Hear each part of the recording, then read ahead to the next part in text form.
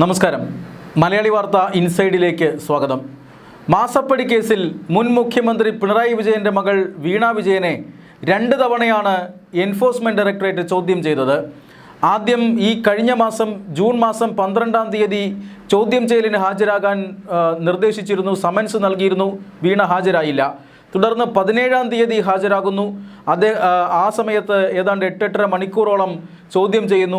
29-ന് ഹാജരാകാൻ വീണ്ടും സമൻസ് നൽകുന്നു. പക്ഷേ വീണ ഇത്തവണ 25-ന് തന്നെ ഹാജരാകുന്നു. അന്നും ഏതാണ്ട് 9 മണിക്കൂറോളം ചോദ്യം ചെയ്യുന്നു. അതിനുശേഷം മൂന്നാമതും ചോദ്യം ചെയ്യാൻ വിളിപ്പിക്കും എന്ന ഒരു ഏതാണ്ട് ഉറപ്പായി കഴിഞ്ഞിരിക്കുന്ന സാഹചര്യമാണിപ്പോൾ. ഇഡിയുടെ അന്വേഷണം ഈ കേസിൽ ശക്തമായി തന്നെ മുന്നോട്ട് പോവുകയാണ്. പക്ഷേ വീണ വിജയൻ്റെ ചോദ്യം ചെയ്യലുമായി ബന്ധപ്പെട്ട് ഇഡി നൽകുന്ന സൂചന വീണയ്ക്ക് തങ്ങളുടെ ചോദ്യത്തെക്കുറിച്ച് ഒന്നും പറയാൻ അറിയില്ല എന്നുള്ളതാണ്. നിർണായകമായ പല ചോദ്യങ്ങൾക്കും അതിനെക്കുറിച്ച് അറിയില്ല എന്നാണ് വീണ വിജയൻ മറുപടി നൽകിയത്. വീണ വിജയൻ്റെ കമ്പനിയാണ് എക്സാലോജിക്. എക്സാലോജിക്കിൽ ഒരേ ഒരു ഡയറക്ടറേ ഉള്ളൂ, അത് വീണ വിജയനാണ്. എന്നിട്ട് പോലും എക്സാലോജിക്കും CMRL തമ്മിലുള്ള ഇടപാടുകളെക്കുറിച്ചുള്ള നിർണായകമായ വിവരങ്ങൾ വീണ വിജയന് അറിയില്ല എന്നാണ് ഇഡിക്ക് മുന്നിൽ മറുപടിയായി പറഞ്ഞിരിക്കുന്നത്. എന്ന് പറഞ്ഞാൽ ഇത്തരം ഇടപാടുകൾ അറിയില്ല എന്ന് പറഞ്ഞത് കരുതിക്കൂട്ടിയല്ല, യഥാർത്ഥത്തിൽ വീണയ്ക്ക് അറിഞ്ഞുകൂടാത്തത് കൊണ്ട് തന്നെയാണ് എന്നാണ് ഇഡി ഇപ്പോൾ വിലയിരുത്തുന്നത്.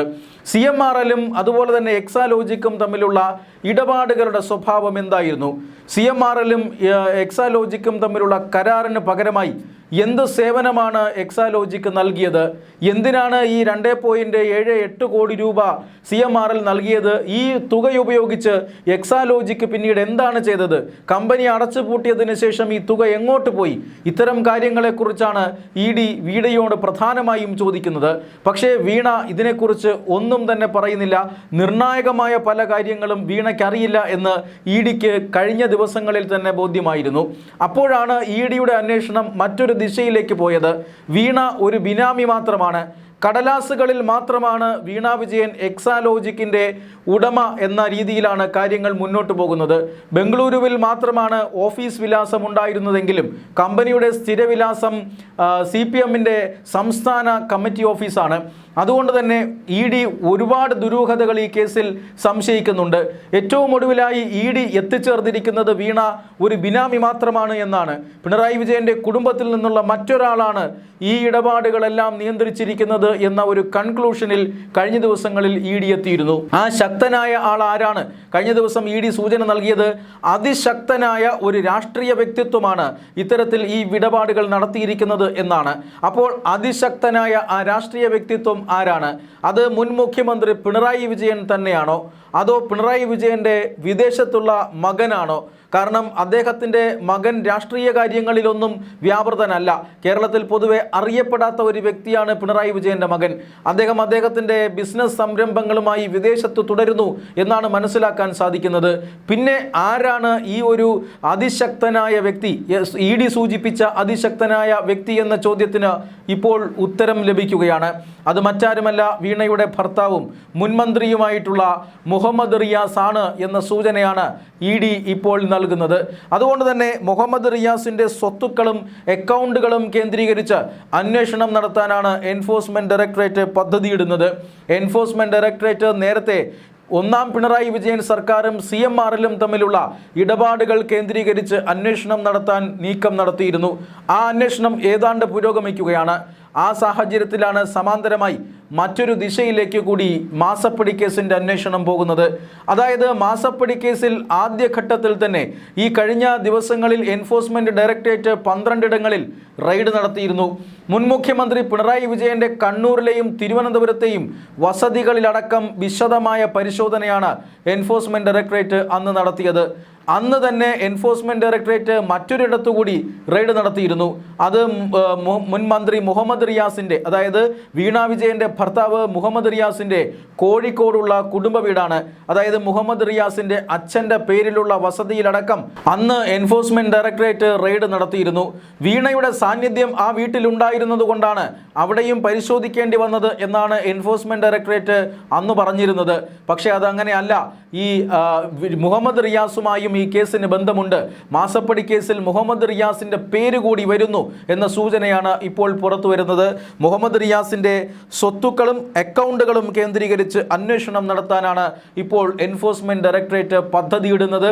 അതുകൊണ്ട് തന്നെ അദ്ദേഹവുമായി ബന്ധപ്പെട്ട മറ്റിടങ്ങളിൽ കൂടി ഉടൻ റെയ്ഡ് നടക്കാനുള്ള സാധ്യതയുണ്ട്. അതോടൊപ്പം ഒരുപക്ഷെ മുഹമ്മദ് റിയാസിനെ വിളിച്ചു വരുത്തി ചോദ്യം ചെയ്യാനും സാധ്യതയുണ്ട്. ചോദ്യം ചെയ്യലിന് മുന്നോടിയായി റെയ്ഡുകൾ നടക്കാനാണ് സാധ്യത എന്നാണ് സൂചന.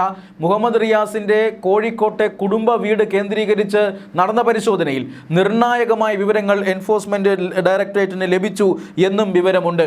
ആ വിവരങ്ങൾ മറ്റൊന്നുമല്ല, കേരളത്തിലെ ഒരു പരസ്യ കമ്പനിയിൽ ഈ പറയുന്ന മുൻ മന്ത്രി മുഹമ്മദ് റിയാസിനും അതോടൊപ്പം തന്നെ അദ്ദേഹത്തിൻ്റെ ഭാര്യയായിട്ടുള്ള പിണറായി വിജയൻ്റെ മകളായിട്ടുള്ള എക്സാലോജിക്കിൻ്റെ ഡയറക്ടറായിട്ടുള്ള വീണ വിജയനും നിക്ഷേപമുണ്ട് എന്ന് ഇപ്പോൾ ED കണ്ടെത്തിയിരിക്കുന്നു. കോടികളുടെ നിക്ഷേപമാണ് ഇരുവർക്കും കേരളത്തിലെ ഒരു പ്രധാനപ്പെട്ട പരസ്യ കമ്പനിയിലുള്ളത്. ഈ പരസ്യ കമ്പനിയുമായി ബന്ധപ്പെട്ട ഇടപാടുകളാണ് ഇപ്പോൾ എൻഫോഴ്സ്മെന്റ് ഡയറക്ടറേറ്റ് പരിശോധിക്കുന്നത്. മുഹമ്മദ് റിയാസ് കഴിഞ്ഞ 5 വർഷം കേരളത്തിൻ്റെ പൊതുമരാമത്ത് വകുപ്പ് മന്ത്രിയായിരുന്ന വ്യക്തിയാണ്. അതുകൊണ്ട് തന്നെ ഈ വ്യക്തിക്ക് ഇങ്ങനെയൊരു നിക്ഷേപം എവിടെ നിന്നുണ്ടായി എന്ന് ഇപ്പോൾ എൻഫോഴ്സ്മെന്റ് ഡയറക്ടറേറ്റ് അന്വേഷിക്കുന്നുണ്ട്. അദ്ദേഹം മറ്റേതെങ്കിലും അഴിമതി മാർഗങ്ങളിലൂടെ സ്വീകരിച്ച പണമാണോ? വീണ വിജയന്റെ പേരിലും നിക്ഷേപമുള്ളതിനാൽ ഇത് CMRL നിന്ന് ലഭിച്ച പണം കൊണ്ട് നടത്തിയ നിക്ഷേപമാണോ എന്നാണ് ഈ കേസിൽ എൻഫോഴ്സ്മെന്റ് ഡയറക്ടറേറ്റ് ഏതായാലും പരിശോധിക്കുന്നത്. ലഭിച്ച 2.78 കോടി രൂപ മാത്രമല്ല, വായ്പയായി CMRLന്റെ മറ്റൊരു സഹോദര സ്ഥാപനത്തിൽ നിന്ന് ലഭിച്ച വായ്പ, ആ വായ്പയായി ലഭിച്ച പണം, അതോടൊപ്പം മറ്റ് ചില ഇടപാടുകളും CMRLും എക്സാലോജിക്കും CMRLും വീണ വിജയനും CMRLും പിണറായി വിജയനും തമ്മിൽ നടന്നിട്ടുണ്ട് എന്ന് ED കണക്ക് കൂട്ടുന്നുണ്ട്.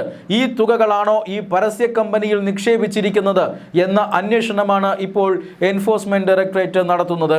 അതുകൊണ്ട് തന്നെ ഒരു വ്യക്തിത്വം കൂടി, അതായത് വീണ വിജയൻ വെറും ബിനാമിയാണെന്നും പിണറായി കുടുംബത്തിലെ അതിശക്തനായ മറ്റൊരു രാഷ്ട്രീയ വ്യക്തിത്വമാണ് ഈ ഇടപാടുകൾക്ക് പിന്നിലെന്നും ED കഴിഞ്ഞ ദിവസം കണ്ടെത്തിയിരുന്നു. ആ വ്യക്തിത്വം മുഹമ്മദ് റിയാസ് ആണ് എന്ന സൂചനകളാണ് ഇപ്പോൾ പുറത്തു വരുന്നത്. മാസപ്പടി കേസ് മുഹമ്മദ് റിയാസിലേക്കും അന്വേഷണവുമായി ED കടന്നു കയറുന്നു എന്നുള്ളതാണ്. മാസപ്പടി കേസ് ഉടൻ അവസാനിക്കുമെന്നാണ് പലരും കരുതിയിരുന്നത്. വീണ വിജയനെ ചോദ്യം ചെയ്യുന്നതോടുകൂടി വീണ വിജയൻ്റെ സ്വത്തുവകകൾ കണ്ടുകെട്ടി ഈ കേസ് അവസാനിപ്പിക്കാൻ ED ഒരുങ്ങുന്നു എന്ന സൂചനകളും നേരത്തെ വന്നിരുന്നു. പക്ഷേ ആ വാർത്തകൾ തെറ്റായിരുന്നു. ED വിശദമായ അന്വേഷണത്തിലേക്ക് കടക്കുന്നതേയുള്ളൂ എന്നാണ് ഇപ്പോൾ ലഭിക്കുന്ന സൂചന. ഒരു ഭാഗത്ത് ഒന്നാം പിണറായി വിജയൻ സർക്കാരും CMRLുമായി നടത്തിയ ഇടപാടുകളെക്കുറിച്ചുള്ള അന്വേഷണം നടത്തുന്നു. മറുഭാഗത്ത് ഈ വീണ വിജയനെ കൊണ്ട് ഇത്തരം ബിനാമി ഇടപാടുകൾ ചെയ്യിച്ച വ്യക്തി അത് മുഹമ്മദ് റിയാസ് ആണെന്നും മുഹമ്മദ് റിയാസിന്റെ സ്വത്തുക്കളും അതുപോലെ തന്നെ ബാങ്ക് അക്കൗണ്ടുകളും കേന്ദ്രീകരിച്ച അന്വേഷണവും എൻഫോഴ്സ്മെന്റ് ഡയറക്ടറേറ്റ് നടത്തുകയാണ്. അതായത് ഈ മാസപ്പടി കേസിൽ CMRL എക്സാലോജിക്ക് മാസപ്പടി കേസിൽ മുഹമ്മദ് റിയാസ് എന്ന പുതിയൊരു പേര് കൂടി പ്രതിസ്ഥാനത്തേക്ക് വരുന്നു എന്നതാണ് ഇപ്പോഴത്തെ ഏറ്റവും പ്രധാനപ്പെട്ട അപ്ഡേറ്റ്. 2024 മാസപ്പടി കേസുമായി ബന്ധപ്പെട്ട് എൻഫോഴ്സ്മെന്റ് ഡയറക്ടറേറ്റ് കേസ് രജിസ്റ്റർ ചെയ്യുന്നത്, ECIR രജിസ്റ്റർ ചെയ്യുന്നത്. തുടർന്ന് പ്രതികളും അതുപോലെ തന്നെ അന്വേഷണ ഏജൻസിയും തമ്മിലൊരു തുറന്ന നിയമ പോരാട്ടം തന്നെ നമ്മൾ കാണുന്നു. അതായത് ഇങ്ങനെ ഒരു ഇടപാടുകൾ, ദുരൂഹമായ ഇടപാടുകളെക്കുറിച്ച് ആദ്യം ചൂണ്ടിക്കാണിക്കുന്നത് ആദായ നികുതി വകുപ്പിൻ്റെ ഇൻ്ററിം സെറ്റിൽമെൻറ്റ് ബോർഡാണ്. ഇൻ്ററിം സെറ്റിൽമെൻറ്റ് ബോർഡാണ് ഇങ്ങനെ ദുരൂഹമായ ചില ഇടപാടുകൾ 2 കമ്പനികളും തമ്മിൽ നടത്തിയിട്ടുണ്ടെന്നും അതിലൊരു കമ്പനിയുടെ ഉടമ മുഖ്യമന്ത്രിയുടെ മകളാണെന്നും അതുകൊണ്ട് തന്നെ ഈ ഇടപാടുകൾ കോഴപ്പണമാകാനുള്ള സാധ്യതയുണ്ട് എന്നും പറഞ്ഞു വച്ചത്. അതിൻ്റെ ചുവട് പിടിച്ചാണ് രാഷ്ട്രീയ ആരോപണങ്ങൾ ഉയർന്നത്. ഈ രാഷ്ട്രീയ ആരോപണങ്ങളുടെ പശ്ചാത്തലത്തിൽ SFIOയുടെ അന്വേഷണം കോടതി വിധി പ്രകാരം ഉണ്ടാകുന്നു. SFIO ഈ കാര്യത്തിൽ കൃത്യമായ വിശദമായ അന്വേഷണം നടത്തുന്നു. ആ അന്വേഷണത്തിലാണ് മാസപ്പടി കേസിൽ കള്ളപ്പണം വെളുപ്പിക്കലിൻ്റെ ഒരു സ്വാധീനമുണ്ട്, ഒരു സാന്നിധ്യമുണ്ട് എന്ന് കണ്ടെത്തുകയും എൻഫോഴ്സ്മെന്റ് ഡയറക്ടറേറ്റ് ഈ കേസിൽ ഇടപെടുകയും ചെയ്യുന്നത്. എൻഫോഴ്സ്മെന്റ് ഡയറക്ടറേറ്റ് കേസിൽ ഇടപെടാതിരിക്കാനാണ് പ്രതിഭാഗം വലിയ നീക്കങ്ങൾ നടത്തുന്നത്. SFIO ഒയും അതുപോലെ തന്നെ ഇൻ്ററിം സെറ്റിൽമെൻറ്റ് ബോർഡും അന്വേഷിച്ച വിഷയം വീണ്ടും ഒരു കേന്ദ്ര ഏജൻസി കൂടി അന്വേഷിക്കേണ്ടതില്ല എന്നാണ് വീണ വിജയനും CMRLും എല്ലാം കോടതിയിൽ ഉന്നയിച്ചത്. നിരവധി കോടതി ഹർജികൾക്ക് ശേഷം, അത് കേരള ഹൈക്കോടതിയിലും അതുപോലെ തന്നെ ദില്ലി ഹൈക്കോടതിയിലും ഒക്കെ നൽകിയ ഹർജികൾക്ക് ശേഷമാണ് എൻഫോഴ്സ്മെന്റ് ഡയറക്ടറേറ്റിന് അന്വേഷണവുമായി മുന്നോട്ട് പോകാമെന്ന വിധി കേരള ഹൈക്കോടതിയിൽ നിന്ന് ഈ കഴിഞ്ഞ മാസങ്ങളിൽ ഉണ്ടാകുന്നത്. അതിനുശേഷമാണ് എൻഫോഴ്സ്മെന്റ് ഡയറക്ടറേറ്റ് ഈ കേസുമായി ബന്ധപ്പെട്ട അന്വേഷണം അതിവേഗതയിൽ പൂർത്തിയാക്കാൻ തീരുമാനിച്ചത്. എൻഫോഴ്സ്മെന്റ് ഡയറക്ടറേറ്റിന്റെ മേധാവി അടക്കം കേരളത്തിലെത്തി വലിയ രീതിയിലുള്ള കൂടിക്കാഴ്ചകൾ, അതുപോലെ തന്നെ തന്ത്രങ്ങൾ, മുന്നൊരുക്കങ്ങൾ ഇതെല്ലാം നടത്തിയതിനു ശേഷമാണ് ഈ കേസ് അന്വേഷണവുമായി മുന്നോട്ട് പോകുന്നത്. കാരണം ഇത് ഒരു പൊളിറ്റിക്കലി സെൻസിറ്റീവ് കേസാണ്. അതായത് രാഷ്ട്രീയമായി വലിയ പ്രത്യാഘാതങ്ങൾ ഉണ്ടാക്കിയേക്കാവുന്ന ഒരു കേസാണ്. പഴുതടച്ച അന്വേഷണം തന്നെ വേണം. ഈ അന്വേഷണത്തിനിടയിൽ യാതൊരു തരത്തിലുള്ള വീഴ്ചയും സംഭവിക്കാൻ പാടില്ല. അതുകൊണ്ട് തന്നെ ED ജാഗ്രതയോടുകൂടിയാണ് ഈ അന്വേഷണം മുന്നോട്ട് കൊണ്ടുപോകുന്നത്.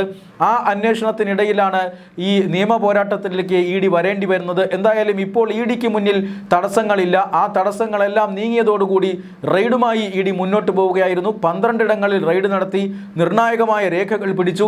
റെയ്ഡിന് ശേഷം ഉടൻ തന്നെ ചോദ്യം ചെയ്യലുകൾ ആരംഭിച്ചു. വീണ വിജയനെ ആദ്യം ചോദ്യം ചെയ്യലിനായി ക്ഷണിക്കുന്നു. ഈ കഴിഞ്ഞ മാസം 12-ാം തീയതി വീണ വിജയൻ ഹാജരായില്ല. 2 ആഴ്ചത്തെ സമയമാണ് വീണ വിജയൻ ചോദിച്ചത്. പക്ഷേ 2 ആഴ്ച നൽകാനാകില്ലെന്നും 5 ദിവസത്തിനുള്ളിൽ ചോദ്യം ചെയ്യലിന് ഹാജരാകണമെന്നും ED വളരെ ശക്തമായി തന്നെ പറഞ്ഞു. ഇതിൻ്റെ അടിസ്ഥാനത്തിൽ വീണ വിജയൻ 2 തവണ ഹാജരായി. റെയ്ഡ് നടക്കുമ്പോൾ തന്നെ അവിടെ വച്ചും അതിനുശേഷം 2 തവണ ഓഫീസിൽ വിളിച്ചു വരുത്തിയും വീണ വിജയനെ ചോദ്യം ചെയ്തിരുന്നു. വീണ വിജയൻ്റെ മൊഴികളിൽ വലിയ വൈരുദ്ധ്യമുണ്ട് എന്ന് പിന്നീട് കണ്ടെത്തിയിരുന്നു. SFIOയുടെ അന്വേഷണ റിപ്പോർട്ടിൻ്റെ രേഖകൾ EDക്ക് ലഭിക്കുന്നു. ആ രേഖകൾ പ്രകാരം വീണ വിജയൻ്റെ മൊഴിയിലും EDക്ക് നേരിട്ട് വീണ വിജയൻ നൽകിയ മൊഴിയിലും വലിയ വൈരുദ്ധ്യങ്ങൾ ഉണ്ടായിരുന്നു. ഈ വൈരുദ്ധ്യങ്ങളാണ് കൂടുതൽ അന്വേഷണത്തിലേക്ക് EDയെ പ്രേരിപ്പിച്ചത്. ആ അന്വേഷണമാണ് 1-ാം പിണറായി വിജയൻ സർക്കാരിലേക്കും അതുപോലെ തന്നെ ഇപ്പോൾ മുൻമന്ത്രി മുഹമ്മദ് റിയാസിലേക്കും എത്തി നിൽക്കുന്നത് എന്ന് വ്യക്തമാണ്. എന്തായാലും കൂടുതൽ അന്വേഷണവുമായി മുന്നോട്ട് പോകാനാണ് എൻഫോഴ്സ്മെന്റ് ഡയറക്ടറേറ്റിന്റെ തീരുമാനം. വീണ വിജയൻ വെറും ബിനാമി മാത്രമാണെന്നും ഈ കാര്യങ്ങളെല്ലാം നിയന്ത്രിച്ചിരുന്നത് മറ്റൊരാളാണെന്നുമുള്ള EDയുടെ കണ്ടെത്തൽ ശരിയാകുമോ? മുഹമ്മദ് റിയാസിന് നേരെയുള്ള ഈ ആരോപണങ്ങൾ ശരിയായി വരുമോ? മുഹമ്മദ് റിയാസിന് ഇക്കാര്യത്തിൽ EDക്കെതിരെ രാഷ്ട്രീയ പ്രതിരോധം ഉയർത്താൻ കഴിയുമോ? ഇതാണ് ഇനി ഉയരാൻ പോകുന്ന ചോദ്യങ്ങൾ. നേരത്തെ മുഖ്യമന്ത്രി പിണറായി വിജയന്റെ വീട് റെയ്ഡ് ചെയ്തപ്പോൾ വലിയ രീതിയിലുള്ള രാഷ്ട്രീയ പ്രതിഷേധങ്ങൾ കേരളത്തിൽ ഉണ്ടായിരുന്നു. 12 ഇടങ്ങളിലും വലിയ പ്രതിഷേധങ്ങൾ ഉണ്ടായി. മാത്രമല്ല തിരുവനന്തപുരത്ത് നടന്ന പ്രതിഷേധം അത് അക്രമാസക്തമാവുകയും ED ഉദ്യോഗസ്ഥരെ ആക്രമിക്കുന്നതിൽ കലാശിക്കുകയും ഒക്കെ ചെയ്തിരുന്നു. ED ഉദ്യോഗസ്ഥരെ ആക്രമിച്ച കേസിൽ കേസെടുത്ത് ഇപ്പോൾ അന്വേഷണം പുരോഗമിക്കുകയാണ്. ആ കേസുമായി ബന്ധപ്പെട്ടും ED കർശനമായ നിരീക്ഷണം നടത്തുന്നുണ്ട്. അതിന് തൊട്ടു പിന്നാലെയാണ് മുഹമ്മദ് റിയാസിൻ്റെ പേര് കൂടി ഇപ്പോൾ മാസപ്പടി കേസിൽ ചർച്ച ചെയ്യുന്നത്. മുഹമ്മദ് റിയാസിന് എതിരെ ഈ കേസ് അല്ലെങ്കിൽ ED എത്തും എന്നറിഞ്ഞതുകൊണ്ടാണോ EDയുടെ റെയ്ഡുകൾക്കെതിരെ കേരളമെമ്പാടും ശക്തമായ പ്രതിഷേധമുണ്ടായത്, അതിൽ പലതും അക്രമാസക്തമായത് എന്ന ചോദ്യം ഇപ്പോൾ കേരളത്തിൻ്റെ പൊതുസമൂഹത്തിന് മുന്നിൽ വരികയാണ്. മാസപ്പടി കേസിൽ ഇനിയും ഒട്ടനവധി വിഷയങ്ങൾ പുറത്തു വരാനുണ്ട് എന്നാണ് ED ഇപ്പോൾ നൽകുന്ന സൂചനയും.